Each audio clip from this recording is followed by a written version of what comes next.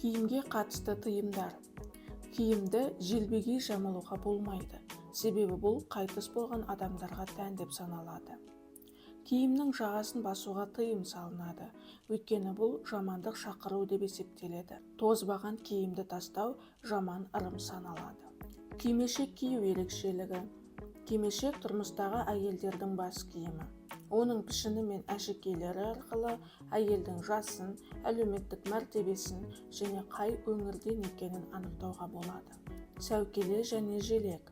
Ұзатылған қыз әкесінің үйінде сәукеле киеді. Келін болып түскеннен кейін сәукелені шешіп, 1 жыл бойы желек жамылып жүреді. Шарғы салу дәстүрі. Ұзатылған қыз өзіне таяу сіңілісіне басына тартатын орамалын береді. Бұл ендігі кезек сенікі, бақытыңды тап деген тілек. Мұны шарғы салу деп атайды. Тобылғы сап.